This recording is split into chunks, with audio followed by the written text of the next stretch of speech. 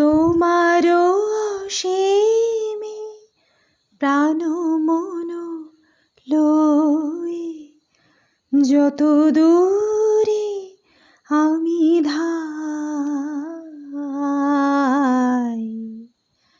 কোথাও দুঃখ, কোথাও মৃত্যু, কোথা বিচ্ছেদ নাই। তোমারও অসীমে প্রাণ মন লয়ে যত দূরে আমি ধাই।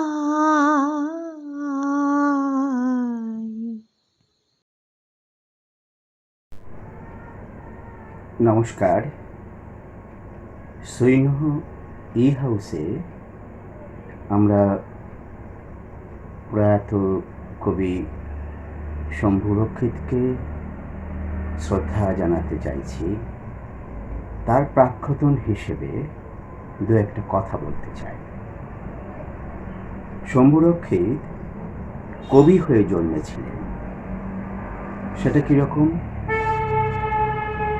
আমাদের বাংলা ভাষায় ততটা প্রকট রূপে দেখা না গেলেও যেটুকু দৃশ্যমান তাতে IAS, WBCS মানে সরকারি আধিকারিকের কবি হয়ে ওঠার সুযোগ যথেষ্ট। 50-এর একজন IAS, তিনি তখন দিল্লিতে থাকতেন। তার কবিতা একটা সাপ্তাহিকের প্রায় সংখ্যাতেই বের হতো। ছোটবেলায় দেখেছি সরকারি আধিকারিক না হলে তোমাকে কমপক্ষে অধ্যাপনার চাকরি করতেই হবে, না হলে হবে না, বা মামা দাদার আশীর্বাদের হাত থাকতে হবে মাথার উপরে। এসবই একজন কবি হবার অলিখিত প্রাতিষ্ঠানিক নিয়ম। তো শম্ভু রক্ষিত এই নিয়মের উল্টো দিকে একা একা পথ হেঁটে একটু রঞ্জিত মনে হলেও বুনো রামনাথের মতো কবিতা সাধনায় থেকে গেলেন আর সফল। হাওড়া ব্রিজের উপরে রবিবার সকালে কেউ নজর চালালেই বছর 20 আগে নিশ্চিত চোখে পড়তে পারত কাঁধে ঝোলানো ব্যাগ কি পারদর্শিতায় মাথায় ঝোলানো ব্যাগে পরিণত করে একজন মানুষ পথ হাঁটছেন। বাসের জানালা দিয়ে উঁকি মারলে সেই মুখ আর শীর্ণ শরীরের মানুষকে চিনতে পারবেন অনেকেই শম্ভু রক্ষিত। এই যে হেঁটে চলেছেন তা কিন্তু হাওড়া ব্রিজ ক্রস করেই থেমে যাবে না। তিনি হয়তো চলেছেন কুদঘাটে কবি দেবীপ্রসাদ বন্দ্যোপাধ্যায়ের বাড়িতে, এবং হেঁটেই যাবেন। আমার চোখের উপরে কতদিন হালতুর আলোক সরকারের বাড়িতে গেছেন, তিনি পায়ে হেঁটেই গেছেন শঙ্খ ঘোষের বাড়িতে। সবাই চিনতেন তাদের প্রিয় শম্ভুকে, ফলে কবিদের বাড়িতে শম্ভুর খাতির ছিল। কফি হাউসের আড্ডায় চেয়ারে এক পা তুলে হাফ উবু হয়ে বসতেন শম্ভু রক্ষিত। এ টেবিল ও টেবিল করছেন, কোথাও থিতু হতে পারছেন না। মুখে লাল গেঁজা আর হাতের দুটো আঙুলেও তা লেগে আছে। আমি হয়তো বললাম, শম্ভুদা কফি খান? দাঁড়া মুখ ধুয়ে আসি। কিন্তু আমরা অনেকেই জানতাম ওই গুড়াকু মাখা আঙুল খুব পরিপাটি সাদা পাঞ্জাবির কারো পিঠ অলঙ্কৃত করবে। শম্ভু রক্ষিতের জনপ্রিয়তা ছিল খুব। তার 2 ফরমার পত্রিকা মহাপৃথিবীর টেডল মেশিনে ছাপা হতো। সেই নিউজ প্রিন্টে ছাপা মলিন কাগজে বাংলার সব দিগ্গজ কবিরাই লিখতেন। 2-1 সংখ্যায় আমিও লিখেছি।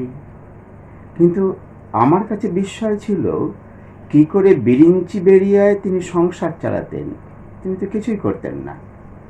একবার একাডেমি অফ ফাইন আর্টসের ছবির প্রদর্শনীর সাথে কবি সম্মেলনও ছিল। আমরা সবাই কবিতা পড়েছিলাম। সেই প্রদর্শনীর উদ্যোগ ছিল চিত্রকার যোগেন চৌধুরীর। তার ছবির ভালো দাম ছিল। সেবার 4 লক্ষ না 6 লক্ষ টাকার মতো ছবি বিক্রির টাকা পুরোটাই শম্ভুরক্ষিতের নামে একটা ফিক্সড ডিপোজিট করে দেওয়া হয়েছিল। ওই টাকার মাসিক সুদের আয় হয়তো সামান্য একটা ভরসা হয়েছিল। ওই প্রথম। হাক্সলির একটা বিখ্যাত তত্ত্ব ছিল, পারসেপশনের তত্ত্ব। সেখানে বলা হয়েছিল ড্রাগ ব্যবহার করলে নাকি মিস্টিকদের দিব্য দর্শন আসে। গিন্সবার্গ অনুসরণ করে তাই তো 60-এর দশকে গাঁজা মাহাত্ম্যে মেতেছিলেন অনেক বাঙালি কবি। মানে এই যে নিজের ভেতরে হ্যাঁ এবং না এই দুজনকে বসিয়ে একটা ঘোরের জগতে চলে যেতে চাওয়া। শম্ভুরক্ষিত বিখ্যাত খালাসিটোলায় যেতেন না? হ্যাঁ, যেতেন। তার অনেক মনদরাজ কবি বন্ধু ছিল। ফলে শম্ভুরক্ষিত সেই মিস্টিকের হ্যালুসিনেশন দিয়ে বাংলা কবিতাকে মোহের দরজায় টেনে নিয়ে যেতে থাকলেন। তা কিছুটা পা টলমল প্রক্ষিপ্ত মনে হতে পারে, কিন্তু তাই শম্ভুরক্ষিতের কবিতার ভাষা। নিজে একটু শুনুন তার কবিতার বই প্রিয়ধ্বনির জন্য কান্নার 49 নম্বর কবিতা।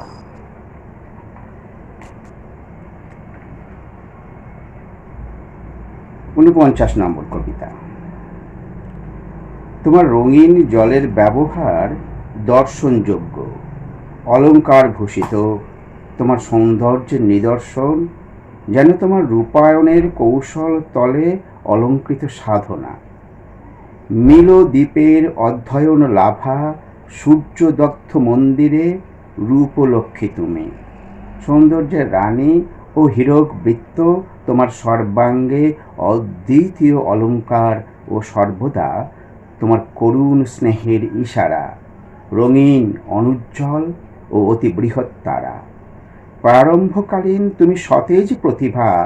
চলো মুগ্ধ ঝুলন্ত মঠের মতো সেই ছবি নিয়ে, অথচ কৃত্রিম আমি লক্ষ্য করিনি মিনান্দার, ময়েস ও গন্ডোফার্নিসের মুদ্রা, বা তোমার দেওয়া ওই লম্ফদানরত সিংহের বাষ্প মেঘ ও বস্তুকণা রাশি হয়ে তোমায় উত্তাপ দিয়ে যায়। তোমার সঙ্গে আমার হৃদ্যতার দিগ্বিজয়ী গভীরতা। গ্রহ বিশেষের মতো জড়মান আমি, আমার উত্তাপের মাত্রাসাম্য রক্ষা প্রেমস্তোত্র শুভ্র সোনায় তুমি পরস্পর জড়ানো বা পাক খাওয়া উদ্ভিদ ও শরীর সত্তা। তো বলা যেতে পারে প্রখর বোহেমিয়ান কবি বলে যদি চিহ্নিত ও গৌরব দান করতে হয় কাউকে, শম্ভুরক্ষিতের জায়গাটা উপরের দিকে রাখতেই হবে। আজ আমরা তাঁর প্রয়াণের পর কিছুটা স্মৃতিকাতর হয়েছি। হুগলির পঙ্কজ চক্রবর্তীর বাড়িতে অনেক রাত কাটিয়েছেন শম্ভুরক্ষিত। তিনি কিছুটা স্মরণের আলো ফেলবেন, আর তার কবিতার উচ্চারণে আমরা আজ তাকে শ্রদ্ধা জানাব।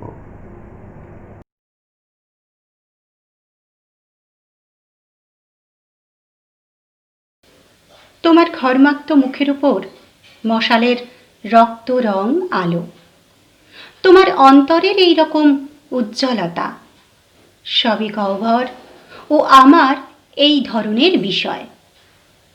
তুমি কি আন্দোলিত ধূসর পাথরে? ঘূর্ণি চাকায় পালিশ করে পৃথিবীর চন্দ্রমুখী একটি তারা। স্বাগত জানাই আক্রমণকারিণীদের। আর তুমি অসুন্দর, প্রায় অতি প্রাকৃত। প্ল্যাটিনাম ফলকের ওপর তোমার ওই বৈদ্যুতিক নক্ষত্রেরা এইভাবে চাকচিক্য দিয়ে শরীরের ভিতরের চামড়ার ঠিক নিচেকার যন্ত্রগুলি পরীক্ষা করেছিল। তুমি ছিলে জীবিত, এখন মৃত। তুমি কণিকা ও সূর্যের মধ্যে বিন্দু ও বিস্ফোরণজাত গোলাপ। তুমি সেন তরঙ্গিনী। শূন্য বিভীষিকাপূর্ণ আমি ক্যানভাসে তোমার নাচের একটি বিশেষ মুহূর্ত আঁকি, অত্যন্ত কুপিত হই। তোমার ঈশ্বরের সঙ্গে আলাপ করি। বিষপূর্ণ ছত্রাক ও মাধ্যাকর্ষণ ছাড়িয়ে অন্য জগতে বজ্র বিদ্যুৎ সূর্য চন্দ্র নিয়ে তোমার যাত্রা। তুমি ক্রমশ ছায়ায় গ্রাসিত। তোমার ত্রিশূল ও সময় নিয়ে যায় সংক্ষিপ্ত কাষ্ঠে। মৃত্যুর রূপ দুঃখ হয় হে দুঃখের কূপ, মৃত্যু সে ধারে মৃত্যুর রূপ দুঃখ হয় হে দুঃখের কূপ। মেদিনীপুর থেকে এক কিশোর নেমেছে হাওড়া স্টেশনে, ফুলাতা জামা, হাফ প্যান্ট, হাতে বাজারের থলে। ভিড়ের মধ্যে একজনকে বলল, এই যে মশাই শুনছেন, তারাশঙ্করের বাড়ি যাব, বলে দেবেন। এই বয়সে মনুমেন্ট, চিড়িয়াখানা, হাওড়া ব্রিজ, জাদুঘর, প্ল্যানেটোরিয়াম দেখতে আসে। সেখানে এই ছেলে বলছে তারাশঙ্কর, কে তারাশঙ্কর? তারপর একে জিজ্ঞাসা, ওকে জিজ্ঞাসা, দুপুরে পৌঁছল তারাশঙ্করের বাড়ি। কিশোরটি জানালো সে কিছু কবিতা এনেছে ওকে শোনাবার জন্যে। তখন বাংলা লালে লাল লাল সেলাম, উত্তাল ঢেউ, কলকাতায় কবিতা পাঠের অনুষ্ঠান। কি পড়বে শম্ভুরক্ষিত ভাবছে, কবিতা পড়লেন। এইসব মার্কস ও লেলিনের সাঁতলানো বাচ্চারা। ধূর শালা, আমাদের না আছে মার্কস, না আছে লেলিন।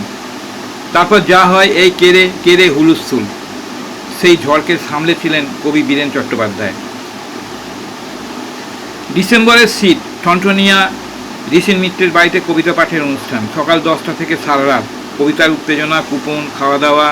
সন্ধ্যা 7টা নাগাদ আমি কলেজ স্ট্রিট থেকে হাঁটছি, দেখি ঠনঠনিয়া কালীবাড়ি থেকে একটু দূরে ল্যাম্পপোস্টের নিচে দাঁড়িয়ে শম্ভুদা। জিজ্ঞাসা করি, যাবেন ঋষিনদার বাড়ি? উনি বলেন, ওখানেই যাচ্ছিলুম। চুরিটা খুলে মন্দিরের বাক্সে 10 পয়সা দিয়ে এসে দেখি একটা আছে, একটা নেই। বলল, এখানকার জুতো চোরগুলো এক পাটি হাওয়া করে যায়। যার জুতো সে তো মশাই এক পাটি পরবে না, অতএব রেখে দেবে। তখন মানে চোর ওটা পেয়ে গেল, কিন্তু আমি একটা পড়ে আছি। চোরটা ভাববে মহা ক্যাঁচালো গণ্ডগোল। শম্ভুদার পায়ের দিকে তাকাতে দেখি এক পায়ে চটি, অন্য পা খালি। উনি বললেন, একটা পায়ের চেটো ঠান্ডা লাগলেও আর একটা পা গরম। পার্ক স্ট্রিট বইমেলায় লিটল ম্যাগাজিনের টেবিলগুলো ছিল ছড়ানো ছিটানো। শম্ভুদার কাছে বসে আছি, টেবিলে মহাপৃথিবী। কেউ কেউ দেখে পাতা উল্টায়। শম্ভুদা কাউকে কিছু বলে না, নিলে 10 টাকা স্লিপ কেটে দিত। একদিন এক যুবক জিজ্ঞাসা করলো, আপনি নক্ষত্র হাজদাকে দেখেছেন? শম্ভুদা ঘাসের ওপর বসে আছে। ছেলেটি আবার জিজ্ঞাসা করলো, কোনো সাড়া নেই। 5 বার 6 বার। এবার শম্ভুদা মাথা তুলল, উঠে দাঁড়িয়ে দুবাহু প্রসারিত করে বলল, দেখুন মশাই, এখানে চাঁদ, তারা, সূর্য, নক্ষত্র বলে কিছু নেই। এখানে মানে ফটাস, গড়াম, গুড়ুম, দড়াম। গলার শব্দে তীব্র উত্তেজনা। ছেলেটি ভয় পেয়ে শম্ভুদার দিকে মুখ রেখে পিছু হটল, ভাবলো মারবে নাকি। তারপর মিলিয়ে গেল ভিড়ে। একজন কবি মহাপৃথিবীর টেবিলের সামনে দাঁড়ালো, বলল, কিরে শম্ভু, কেমন আছিস? ব্যাস, দপ করে জ্বলে উঠল শম্ভুদা। বলল, আমার 3 পয়সার আলু, 2 পয়সার টানা বেগুন, 4 আনার চাল। তারপর একটার পর একটা বাক্যগুলো ধুলো হয়ে উড়ে যাচ্ছে। এরপর শান্ত গলা বলল, আপনি মশাই ফুল ফুল কবিতা লেখেন না, মহাপৃথিবীকে একটা ভ্যাম্পাস্টিক কবিতা দেবেন। শম্ভুদা যেন আরব্য রজনীর এক গল্প। বিকালবেলা আমাদের নসিবপুরের বাড়ির ছাদে শম্ভুদা আর অরুণ চক্রবর্তী। শম্ভুদা বলছে, জানিস অরুণ, আমি একটা বিয়ে বাড়িতে রাত্রিরে আছি, বাসর ঘরে একটার পর একটা রবীন্দ্রসঙ্গীত হচ্ছে। আমি তখন ওদের বললাম, আমি মশাই পৃথিবীর 36টা ভাষায় গান গাইতে পারি। ওরা তখন বলল, ঠিক আছে, একটা শোনান। শম্ভুদা শুরু করলো, আ উ হা হু উ উ। মনে হচ্ছে শম্ভুদার গলা দিয়ে ডেলা ডেলা কান্না বেরিয়ে আসছে। অরুণ চক্রবর্তী বলল, শম্ভু থাম, এবার কুকুর ডাকবে। বলতে না বলতেই 4-5টা কুকুর কেঁদে উঠল। শম্ভুদা মানে অনেকটা পথ, অনেকটা বিশ্রাম। এই বিশ্রাম মানে চেতনা, ঘুমিয়ে থাকা নয়। তখন দেশে ইমার্জেন্সি, কলেজে পড়ি। শ্রীরামপুরে নন্দন বুক স্টলে ষষ্ঠীরা চুপি চুপি বলল, একটা বই দিচ্ছি, কবিকে পুলিশ খুঁজছে, এটা বাড়িতে খুলবে, কোথাও বার করবে না। তার মানে কি শম্ভুদা গায়েব? না, তিনি ঘুরতেন। শ্রীরামপুর বাংলা স্কুলে কবিতা পাঠের অনুষ্ঠান। সোমনাথ মুখোপাধ্যায়, সমর বন্দ্যোপাধ্যায়, প্রণব বসু রায়, রমা ঘোষ, শৈলেন কুমার দত্ত, সবাই। কলকাতা থেকে এসেছে তুষার রায়। শম্ভুদা ঢুকলেন, গলা থেকে পা পর্যন্ত একটা কালো কোট, হাতে এটি দেবে ডিকশনারি। সে যেন পরাণ যায় উড়িয়ারে। শম্ভুদার বন্ধু বান্ধবরা শম্ভুদাকে মদ খাইয়ে দিত খুব। কফি হাউসে গোয়া বাগানের সুনীলদা চেঁচিয়ে বলেছিল, শম্ভুদার মদ খাওয়ানোর বন্ধু অনেক, ভাত খাওয়ার বন্ধু নেই। আমি শম্ভুদাকে ভাত খাওয়াই, মদ দিই না। শম্ভুদার মেয়ের নাম দিয়তিমা। শম্ভুদার মুখের সমা দিয়তিমা পৃথিবীর এক দেবীর নাম। ছেলের নাম কীর্তিকর। ছেলেকে নিয়ে একটি কবিতার প্রথম লাইন, কীর্তিকর, তোকে আমি সূর্য জ্ঞানে প্রণাম জানাই। এক গরিব পিতার অসহায় আর্তনাদের ধ্বনিতে মিশে আছে রাজ ঐশ্বর্য। শম্ভুদা মানে অনেক কিছু। তাপসের সময় 10 মিনিট, প্রিয়ধ্বনির জন্য কান্না। আশ্চর্য, মানুষটা এত কাঁদলো, কেউ দেখতে পেল না। শম্ভুদাকে নিয়ে কারো মুখে সেরকম কোনো উচ্চারণ নেই।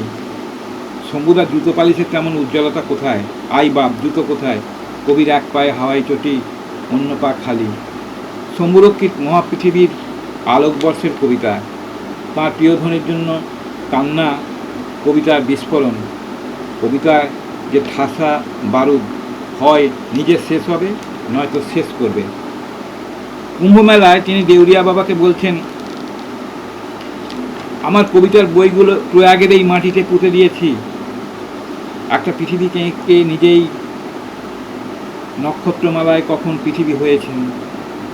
শম্ভুরক্ষিতের আরও বেঁচে থাকার দরকার ছিল।